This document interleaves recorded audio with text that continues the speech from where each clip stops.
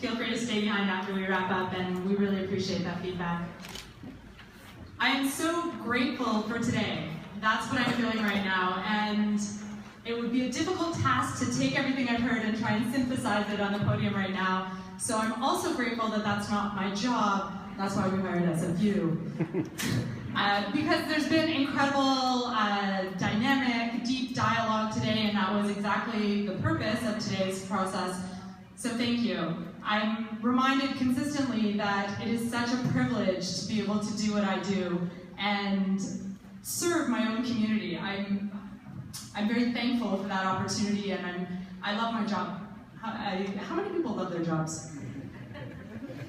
Wow, we're lucky, right? Yeah. I'm very thankful for that. I love what I do. And I also love that we can set up a dialogue where there were 2 named unicorns throughout the process. That's the sprinkle of queer that we bring to the community, and I appreciate that. I also really appreciated all the creativity that people brought. Those presentations were fabulous, so thank you. We're now tasked with the challenge of not being all things to all people, and I think that's wise advice from the 519, and really looking at that leadership collective idea. I love what I heard there. We talk a lot about being a springboard for the community, and we offer some core services, but we certainly don't do it all, and we don't think we need to do it all. I've seen so many faces in the room who do incredible things in arts and cultural communities, in sports communities, in activism, and I'm deeply appreciative for all of the work that you do, and we want to be able to partner and be part of that leadership collective to help take our issues to the next level. So we now have this challenge of taking all these ideas and prioritizing and deciding what are those boundaries, what are the parameters, and what is community's role. And the challenge of finding the stable core operating funds to do so. Unfortunately, we don't have the same model that Toronto has. We are an independent nonprofit, and we don't have any core government funding that sustains us year after year.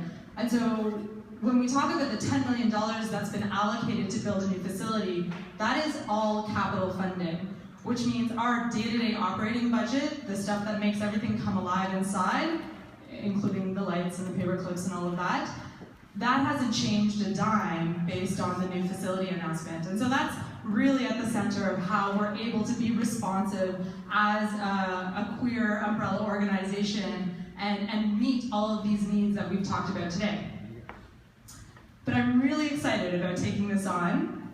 And we're not done hearing from the community. And so I want to emphasize that this was one step in starting to talk to the community. And we know not everyone can be in this room. We know there's people missing. And so I really hope that you can be ambassadors in taking this forward for the next 3 months and encourage people to share their voice in our process and get involved. And there's 2 concrete ways you can do that following today.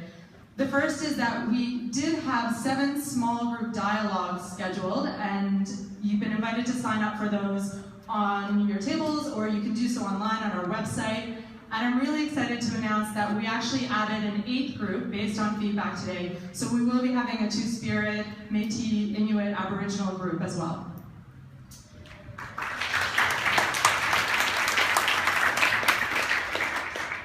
Please encourage people who weren't able to be here today who are interested in having a voice to sign up for one of those dialogues. The second concrete way you can share your voice is through our community survey, and that's the easiest one to do from your couch. And so please encourage people to go to our homepage, to check out our building page on our website. We'll also be circulating that to folks and spread that survey far and wide. We're really excited about the information that we're going to get back. And it is a lot of information. I joked at the beginning that I'm really happy I don't have to synthesize it.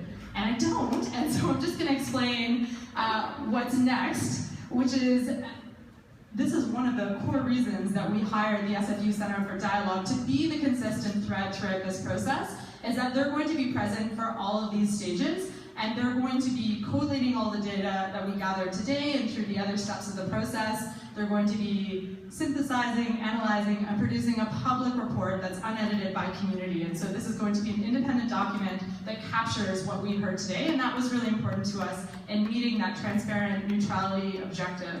And so we're aiming for early 2016, and that will be made publicly available to anyone and everyone, and especially folks who have shared their contact information with us participating in the process. So stay tuned for that. If you want to stay updated on the steps, sign up for our newsletter. It's on the homepage. Follow us on Twitter or follow us on Facebook. Those are the best ways to stay involved. And on that note, I want to offer some thank yous. Obviously, is it obvious that it took a lot of work to produce today? Yeah. Okay. So there were a few folks involved along the way, and I'd love to give them some shout outs. Who thinks that note-taking is the most glamorous job today?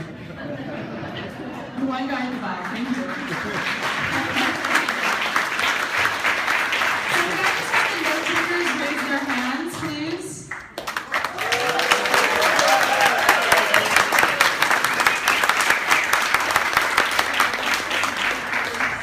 That's a tough job, folks, taking in all of those incredible ideas that you were spewing out and just absorbing them and making sure that we collected all that information. The majority of our note takers today also wear community staff hats, although not all. We also had some intrepid volunteers. And so I'm deeply appreciative to you folks for doing that. Thank you. Our facilitators were all volunteers today, and it was more than committing to just being here today. Our facilitators applied and went to a training and then committed to participating in the full day today. Could we just have our facilitators raise their hands, please?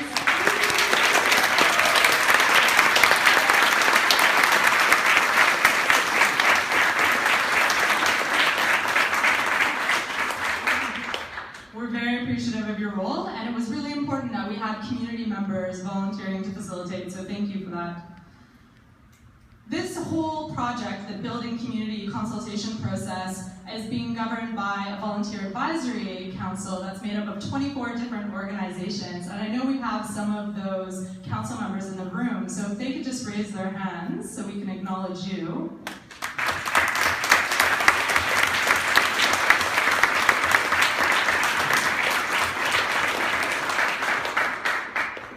They helped design this process and ensure that a diverse cross-section of our communities were represented here today, and I'm deeply grateful for that, so thank you. We had some pretty fantastic co-moderators keeping us on track today, and that's Robert and Anna, and so a deep thank you for your work today and helping us stay on time. We're going to end on schedule. That's always nice.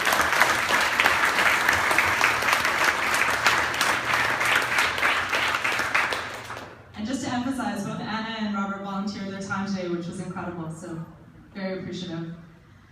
Maura came all the way from Toronto, so that was nice.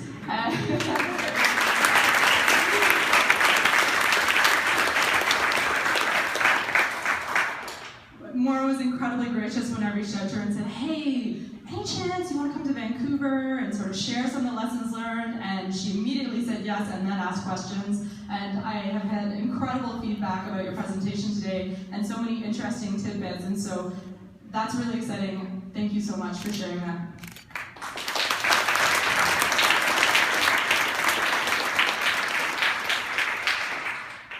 And a shout out to the SFU Center for Dialogue, who is our partner in today's event for running a seamless event, getting all these folks in the room, making sure we had sound and food, and also designing a really engaging process. Thank you.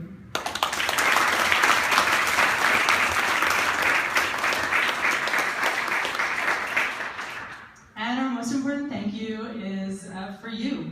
I am so appreciative. It's a big commitment to take a full day in the middle of the week to come and be here. I know some of you took vacation time from work to do that. Some of you took vacation time to come and volunteer and take notes. Thank you. I think it's an incredible investment in the long-term health and wellness and success and celebratory nature of our community. And I could not do this alone. Community could not do this alone. And so thank you for making that investment and valuing the work that we're doing here today.